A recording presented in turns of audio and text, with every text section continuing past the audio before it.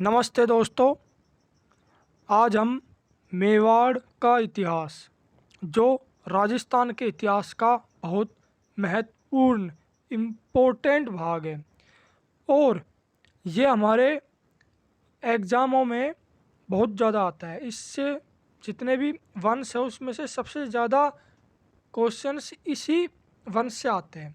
क्यों? क्योंकि इसमें महाराणा प्रताप, महाराणा कुंभा, महाराणा सांगा जैसे योद्धाओं के बारे में बताया गया है। अब हम इस लेक्चर में जानेंगे कि इसकी स्थापना कैसे हुई, और मैं बीच बीच में आपको ये भी बताऊंगा कि ये इसके बारे में अभी रिसेंटली क्वेश्चन पूछे गए हैं। तो मैं इतना वादा करता हूँ कि आपको इसमें सब समझ आएगा, बिल्कुल याद होगा। बस इतना याद रखना कि इसका रिवीजन ज़रूर कर लेना, और आपको फिर कहीं भी दिक्कत नहीं आएगी, और इसके बाहर एक भी क्वेश्चन नहीं जाएगा, क्योंकि मैं जो आपको कंटेंट दे रहा हूँ ये आपको कहीं और नहीं मिल पाएगा। तो अब हम शुरू करते हैं मेवाड़ के इतिहास के बारे में। मेवाड़ का इतिहास। अब मेवाड़ के बारे में बताया गया है कि ये कोई मतलब हर कवि ने, हर लेखक ने अलग अलग राय दी है। कोई कहता है कि ये गुजरात के हैं, कोई कहते हैं कि ये अपने आगरा के हैं, क्योंकि हर जगह से इनके बारे में कहीं ना कहीं कुछ शिलालेख, कोई पत्थर, कोई सिक्के, किसी भी वंश के बारे में जानकारी कैसे मिलती है। कोई शिलालेख, कोई पुस्तक, वहाँ की भाषा और वहाँ के सिक्के, ये इन्हीं से ही अपन, जो हमारे वास्तुकार जो थे, उन्होंने इन्हीं के ही उससे इनके इतिहास के बारे में पता लगाया। अब मेवाड़ के इतिहास, जिसे अपन गुहिल वंश के बारे में बताएंगे इसमें। तो अब मैं क्या करूँगा, आपको ये इतिहास पढ़ा दूंगा, इसके बाद इसी के ही क्वेश्चंस कराऊंगा इसी चैप्टर के, और आपको कहीं भी दिक्कत नहीं आएगी। और आपको दिक्कत आए तो आप कमेंट में कभी भी पूछ सकते हो। ओके दोस्तों, तो मेवाड़ के प्राचीन नाम क्या थे, अब हम इसमें पता करेंगे प्राचीन के नाम क्या थे। इसे मेड़पात भी बोलते हैं, प्रागवाट भी बोलते हैं, सिवी जनपद भी बोलते हैं। ये इसके तीन नाम थे। अभी पूछा गया था पटवारी में कि प्रागवाट कौन से उसको वंश का नाम है। तो मेवाड़ के प्राचीन में अब हम जानेंगे इसकी भौगोलिक स्थिति, कि मेवाड़ की भौगोलिक स्थिति क्या है, क्या क्या आता है इसमें, मेवाड़ है क्या, राजस्थान का कौन सा हिस्सा है मेवाड़, हमको ये भी पता होना चाहिए। सबसे पहले यदि हम कुछ पढ़ रहे हैं तो उसकी भौगोलिक स्थिति पता होनी चाहिए हमें। और मैं आपको अभी बता रहा हूँ दोस्तों, आप सबसे पहले कुछ भी पढ़ने से पहले राजस्थान का नक्शा अच्छी तरह याद कर ले। आपको पता होना चाहिए कौन सा जिला कौन सा कहाँ पर है, बिल्कुल दिमाग में सेट होना चाहिए, तभी आपके ये दिमाग में बैठेगा। यदि आप में से कोई भी भाई को अभी राजस्थान का नक्शा याद नहीं है, कोई नया है, तो वो सबसे पहले नक्शा अपने दिमाग में बैठाए। ठीक है दोस्त। तो ये जो उदयपुर है, उदयपुर और राजसमंद, कोटा और थोड़ा पाली, ये जो हिस्सा है ये मेवाड़ के हिस्से में आता है, मतलब दक्षिण राजस्थान जिसे अपन कहते हैं। ओके। तो और ये जो डूंगरपुर है, प्रतापगढ़ है, यहाँ तक भी इन्होंने अपना मतलब वहाँ पर कब्जा किया था, मेवाड़ के जितने भी राजा थे। तो अब आपको बहुत मज़ा आएगा पढ़ने में। अब देखना, अब मैं आपको बताऊंगा कि मेवाड़ में गुहिल वंश का शासन था, गुहिल वंश। अब अपन देखेंगे कि कहीं ना कहीं इसी क्षेत्र से, उदयपुर, राजसमंद, इसी क्षेत्र के बारे में बात करेंगे, क्योंकि यहीं पर इन्होंने क्या क्या बनवाया, जैसे कुंभलगढ़ का किला हुआ, तो वो उदयपुर में। तो यही सब बारे में अपन बात करेंगे। ओके। और अपन अगली क्लास लेने से पहले पहले जो पढ़ाया उसका रिवीजन करेंगे, तो आपके दिमाग में बिल्कुल अच्छी तरह बैठ जाएगा। तो मेवाड़ में सबसे पहले गुहिल वंश का शासक हुआ, और इन गुहिल जो थे इनको सूर्यवंशी हिंदू शासक कहा गया था। और 24 शाखाओं में से सबसे जो सर्वप्रमुख थे वो गुहिल को ही बताया गया है। ओके दोस्तों। और इनको राणा भी बोलते हैं। इनको, ये मुस्लिम जो धर्म अपन पढ़ते हैं, ये मुस्लिम धर्म से भी पहले के हैं। ये जो गजनी आए थे इनसे पहले के, ये लगभग लगभग 566, हर किताब में आपको अलग अलग मिलेगा। ईसा जब की बात है तो उस वक्त की बात है ये। ओके। तो अब अपन गुहिल वंश के बारे में बात करेंगे कि गुहिल वंश का संस्थापक कौन था, कहाँ से है। एक स्रोत ये बताता है कि ये जो गुहिल वंश है ये ये वल्लभी गुजरात, वल्लभी गुजरात के वहाँ से इनकी उत्पत्ति हुई है, कि वहाँ से ये आए थे, मतलब ये माना जाता है शिलादित्य पुत्र।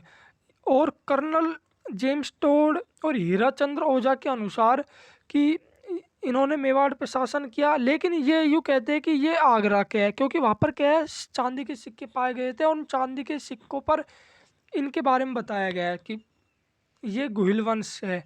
तो अभी कोई पुष्टि नहीं हुई है कि ये कहाँ के थे, लेकिन अभी अपन ज़्यादातर क्वेश्चन में यदि गुजरात आएगा तो गुजरात के ही अपन टिक लगाएंगे। ओके दोस्तों, तो कौन सा अभिलेख से, सामोली अभिलेख से ये पता लगा है। तो अपन इतना डीप से इसे देखेंगे नहीं सामोली अभिलेख को, क्योंकि इसके बारे में इतना पूछते नहीं है और ना ही इसके बारे में अपन को क्रीम क्रीम पढ़नी है कि एग्जाम में क्या क्या पूछा जाता है। ओके, अब सबसे पहले जो इनका शासक हुआ, आप सब जानते हो बापा रावल के बारे में, और बहुत अच्छी तरह जानते हैं, बहुत महान योद्धा है हीराचंद ओझा, जो एक इतिहासकार है। तो हीराचंद ओझा के अनुसार इनका जो वास्तविक नाम था कालभोज, बापा रावल को कालभोज कहा गया है, और ये हरित ऋषि के शिष्य है। किसके? हरित ऋषि के।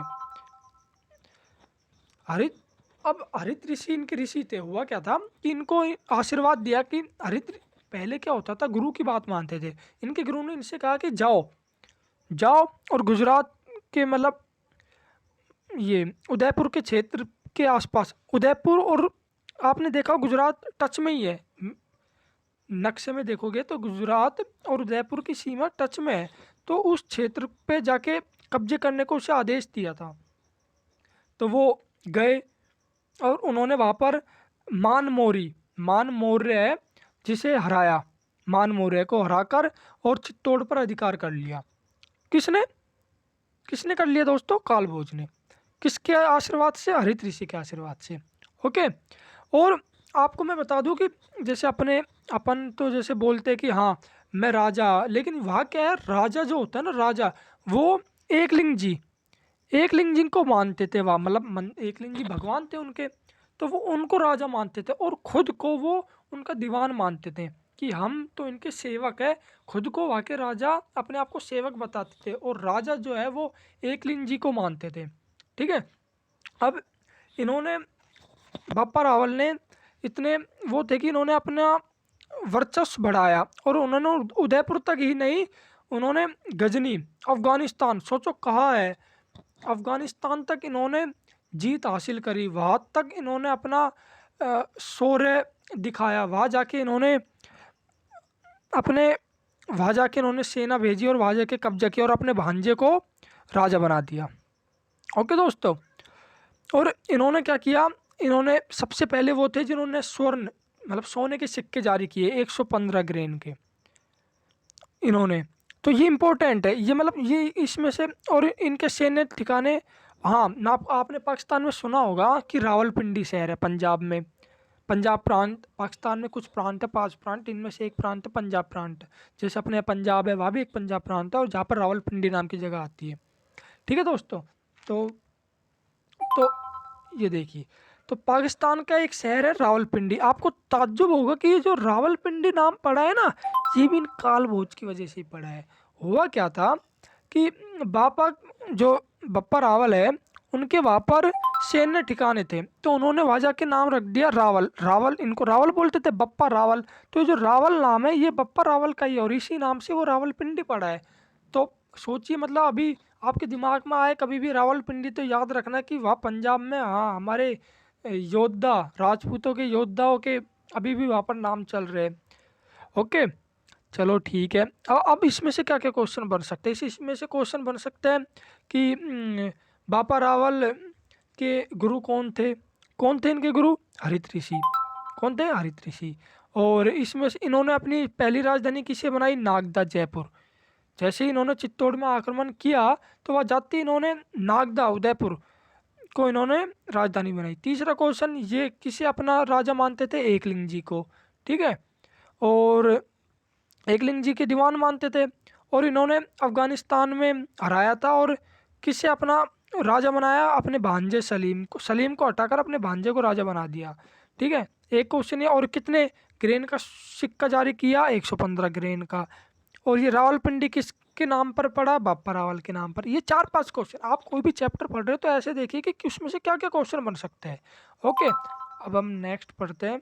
हाँ, अब बापा रावल को क्या क्या उपाधियाँ दी गई? जैसे अपने जो कवि होते थे और वहाँ के जो लोग होते थे उसे किस नाम से बुलाते थे? इन्हें उपाधियाँ बोलते हैं। जैसे कि doctor APJ Abdul Kalam doctor उपाधि है ऐसे, तो उन्हें हिंदू सूर्य। आपको मैंने बताया कि इन्हें सूर्यवंशी बोलते थे। घुइल वंश के जो राजा वो सूर्यवंशी माना गया था उस वक्त। तो इन्हें हिंदू सूर्य, चक्कवे। चक्कवे क्या होता है? जो चारों दिशाओं को जीतने वाला राजा, उसे चक्कवे बोलते हैं। अब इन्होंने चारों दिशाओं को जीता था, इधर से नीचे दक्षिण में चित्तौड़, गुजरात, ऊपर दिल्ली और अफगानिस्तान तक, पाकिस्तान तक इन्होंने अपने राज किया। तो ये पहले बहुत महान राजा थे। फिर इनके बाद आए अल्लट, जो इन्हीं के ही पुत्र थे और इनको आलू रावल भी कहते थे। इन्होंने क्या किया? जैसे बापा रावल ने अपनी जो राजधानी उदयपुर में नागदा बनाई, तो इन्होंने आहड़ सभ्यता सुन, मैंने आपको पढ़ाई। तो आहड़ सभ्यता में, आहड़ उदयपुर के अंदर ही है, तो उन्होंने इन्हें दूसरी राजधानी बनाया। और आपने देखा कि वो एकलिंग जी को मानते थे। और ये विष्णु भगवान को इन्होंने क्या है, विष्णु भगवान के मंदिर बनाया, निर्माण करवाया। और सबसे पहले इन्होंने मेवाड़ में नौकरशाही की स्थापना करवाई। किसकी? नौकरशाही। जैसे अपने अब नौकरशाही रखते थे पहले, दासी दास, ऐसे सबसे पहले जो प्रथा चली वो इन्हीं के ही मेवाड़ काल में, इन्हीं के उसमें चली थी, अल्लट में। और तो बस इनके बारे में यही है, दो ही क्वेश्चन इनमें से। इन्हें सबसे पहले राजधानी क्या बनाई? उदयपुर। अल्लट के बारे में इतना कुछ है नहीं। और इन्होंने सबसे पहले नौकरशाही की जो प्रशासनिक व्यवस्था जो शुरू करवाई, वो किसने करवाई? अल्लट ने। और इनके बारे में इतना कोई खास बताया नहीं गया है। अब हम पढ़ते हैं, इनके बाद आते हैं जेत्र सिंह, 1213 से 1253 तक। जेत्र सिंह ने क्या किया? जेत्र सिंह ने सबसे पहले आते ही हुआ क्या, उस वक्त क्या था? 1213 में आपने पढ़ा कि सन 1206 मुगल शासक आ गए थे उस वक्त। तो उसी वक्त इल्तुतमिश सुल्तान था दिल्ली में। कौन? इल्तुतमिश। तो अब पहले के जैसे इल्तुतमिश था, वो चाहता था कि साम्राज्य विस्तार नीति, हर राज्य की यही वो सोच होती थी कि साम्राज्य का मैं विस्तार करूं।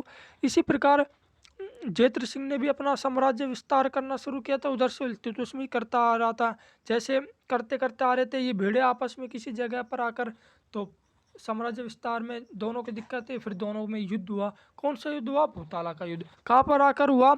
उदयपुर में जाकर हुआ। कहाँ पर? उदयपुर में। कौन सा युद्ध हुआ? इल्तुतमिश से। तो ये पूछा जा सकता है कि भूताला का युद्ध किस किस के मध्य में हुआ। ओके, और इसकी जानकारी किस में मिलती है? अमीर मर्दमन पुस्तक है, अमीर मर्द मर्दन में इनकी जानकारी मिलती है। और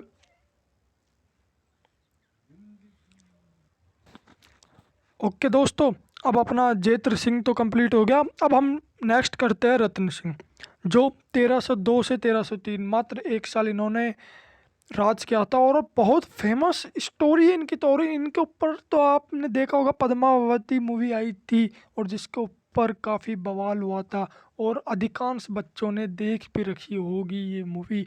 बहुत अच्छी मूवी थी और उसमें काफ़ी इतिहास बताया गया था।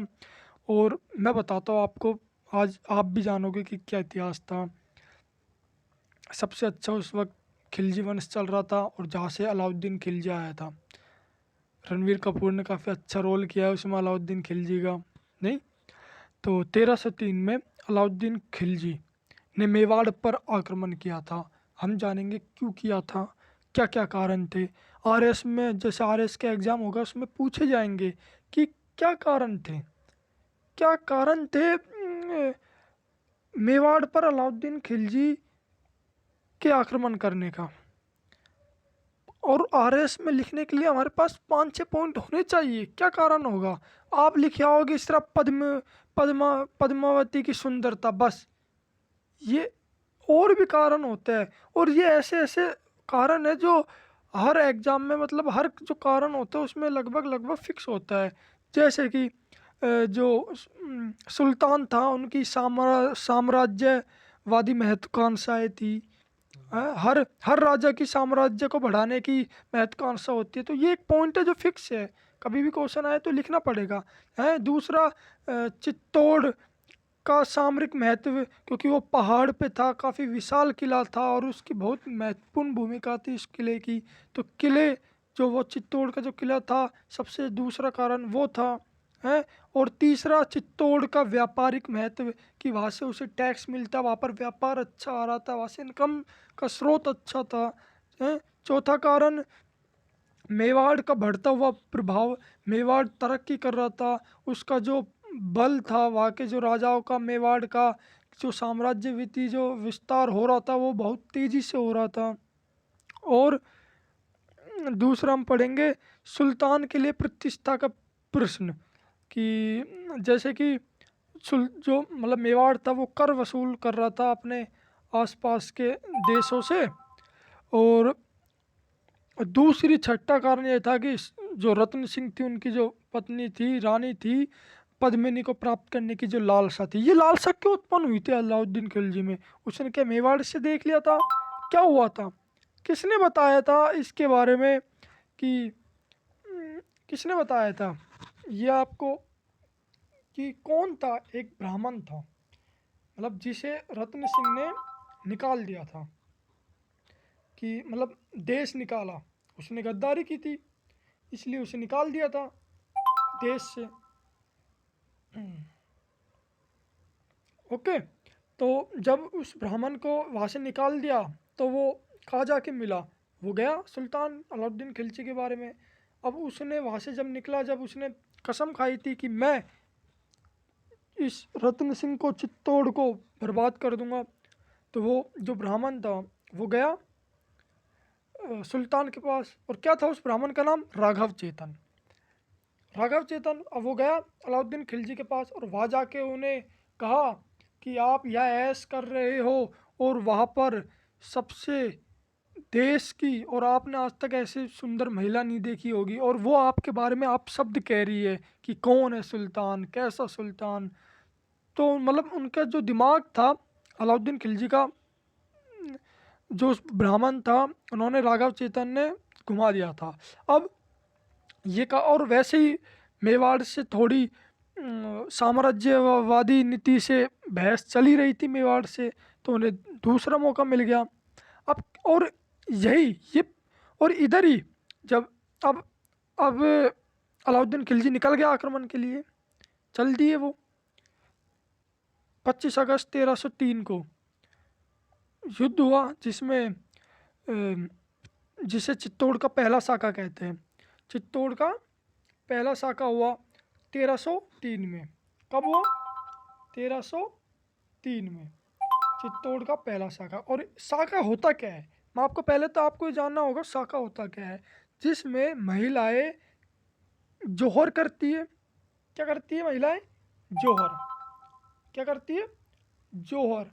प्लस जो मर्द होते हैं, आदमी, वो क्या करते हैं? केसरिया। केसरिया, कि भाई अब ये लास्ट है, अब हमारे पास कुछ नहीं बचा इसके अलावा, और ये हमको करना ही पड़ेगा। अब हमको या तो मरेंगे या जीतेंगे, बस दो ही ऑप्शन होता है, उसे बोलते हैं साका। जिसमें जौहर भी होता है, केसरिया पगड़ी पहन के वो लड़ते हैं सिर्फ मरने के लिए या जीतने के लिए, दो ही, उसे कहते हैं केसरिया।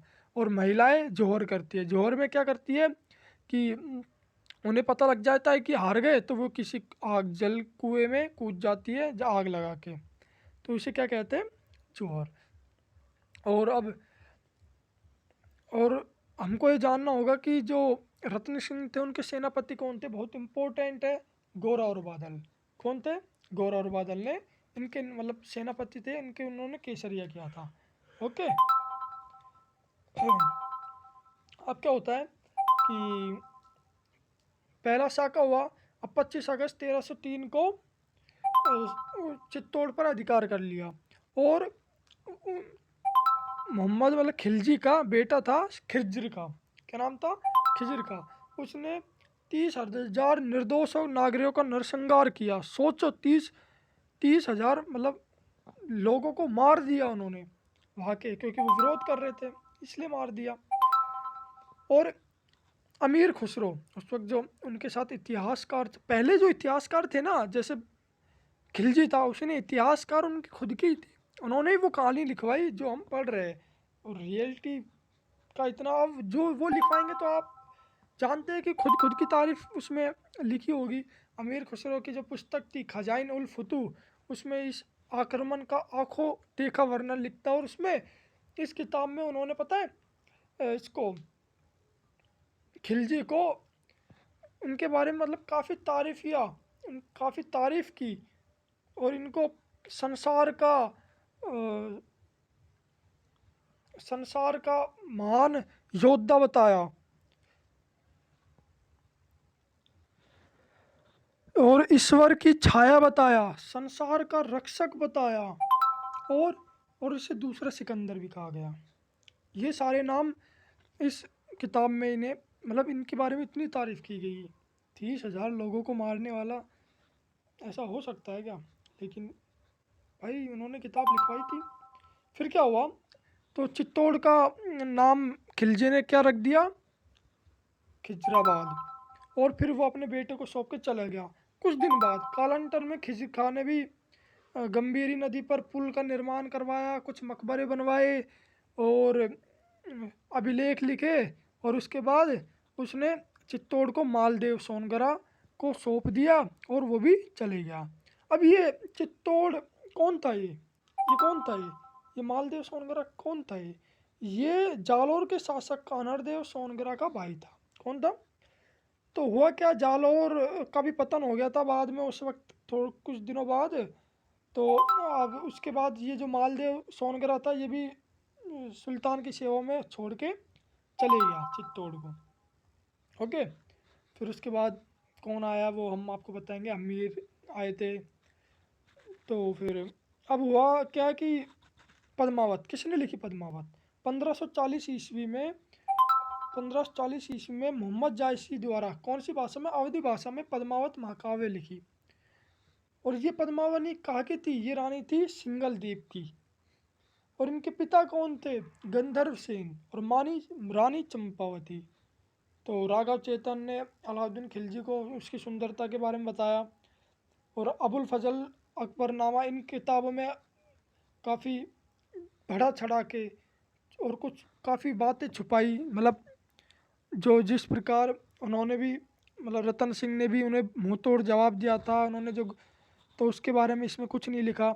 और जिनको कर्नल टोड, अबुल फजल इन्होंने स्वीकार किया, लेकिन एक ऐसे वो थे सूर्यमल मिशन जिन्होंने स्वीकार नहीं किया कि ऐसा भी कुछ हुआ था। उन्होंने कहा कि हमारे रतन सिंह ने काफ़ी उनका मुकाबला किया। तो इस बारे में बस एक यही थे सूर्यमल मिशन जिन्होंने ये शिलालेखों को स्वीकार नहीं किया। ओके, तो हमने रतन सिंह पढ़ा। अब इसमें से क्या क्या क्वेश्चन बन सकते हैं? सबसे पहले हम ये देखेंगे, मतलब कोई भी टॉपिक पढ़ रहे हैं तो उसमें से सबसे पहले हम क्या क्या क्वेश्चन बन सकते हैं। आरएएस में कोई भी ऑब्जेक्टिव टाइप क्वेश्चंस सब देखेंगे अपन। तो सबसे पहले कि ये कब हुआ था, रतन सिंह का कार्यकाल, ठीक है। और ये अलाउद्दीन खिलजी ने मेवाड़ पर कब आक्रमण किया? 1303 में। और आक्रमण के क्या क्या कारण थे? ये मैंने आपको 6 कारण बता दिए। इसकी साम्राज्यवादी महत्वाकांक्षा और उसका व्यापारिक महत्व, मेवाड़ का बढ़ता हुआ प्रभाव, सुल्तान रतन सिंह की रानी पद्मिनी को प्राप्त करने की लालसा। तो मैंने आपको ये कारण बता दिए, ठीक है। अब इसके बाद क्या, ये 2 क्वेश्चन बन गए। तीसरा क्वेश्चन क्या बन सकता है कि प्रथम शाखा कब हुआ? ये प्रथम शाखा 1303 में हुआ। कितनी रानियां ने जौहर किया? 1600। और कौन थे रतन सिंह के सेनापति? गोरा बादल जिन्होंने केसरिया किया था, ठीक है। और अब कब अधिकार हो गया था? 25 अगस्त 1303 को, ठीक है। और कितने लोगों को निर्दोष को मारा? 30,000 निर्दोषों को मारा। किस कोष ने मारा? खिजर खां ने, जो कौन था? खिलजी का पुत्र। और चित्तौड़ का नाम बदल कर क्या रख दिया? खिजराबाद रख दिया। कौन सा अभिलेख में मिलता है खिजराबाद? चित्तौड़ के ढाईवी पीर की दरगाह के फारसी अभिलेख में ये मिलता है, ठीक है। और क्या बन सकता है? खिजर खां ने क्या क्या निर्माण करवाए? अपना मकबरा बनवाया, गंभीर नदी पर पुल बनवाए, ठीक है। और अलाउद्दीन खिलजी को क्या उपाधि दी? दूसरा सिकंदर। शिलालेखों पे क्या लिखा हुआ मिला? दूसरा सिकंदर और ईश्वर की छाया, संसार का रक्षक, ठीक है। और बाद में ये खिजर खान ने किसे सौंप दिया? मालदेव सोनग्रा को, जो कौन था? कानड़ देव का भाई, जालौर शासक कानड़ देव का भाई था। और ये 1540 में मोहम्मद जायसी किसने लिखी? मोहम्मद जायसी ने क्या लिखी? पद्मावत लिखी। कौन सी भाषा में? अवधी भाषा में। और इसमें किसके बारे में लिखा गया है? रानी पद्मावती और रत्न सिंह के बारे में, और ये जो युद्ध हुआ था। और ये पद्मावती के बारे में कौन थी? गंधर्वसेन पुत्री थी। कौन सा ब्राह्मण गया था? राघव चेतन गया था खिलजी के पास उसकी सुंदरता के बारे में बखान करने। और अबुल फजल ने कौन सी किताब लिखी है? अकबरनामा लिखी है। मोनोट ने से दशरथ शर्मा सब ने स्वीकार कर ली इस कहानी को, लेकिन किसने नहीं करी? सूर्यमल मिशन ने। तो ये कुछ ऐसे क्वेश्चन थे जो इसमें से बन रहे हैं। अब हम नेक्स्ट पढ़ेंगे कौन सा टॉपिक? हम्मीर। तो अब हमने क्या क्या कर लिया? बप्पा रावल। बप्पा रावल के बाद कौन आया? अल्लट। बप्पा रावल में हमने पढ़ा कि ये घुइल वंश का था, ठीक है। फिर अल्लट आता है, फिर अल्लट के बाद जेत्र सिंह आता है, जेत सिंह के बाद रत्न सिंह आता है।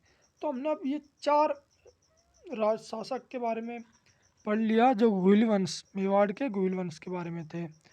और ऐसी इंटरेस्टिंग फैक्ट और इंटरेस्टिंग स्टोरी और इंटरेस्टिंग इतिहास जानने के लिए आप मुझसे पढ़ते रहे।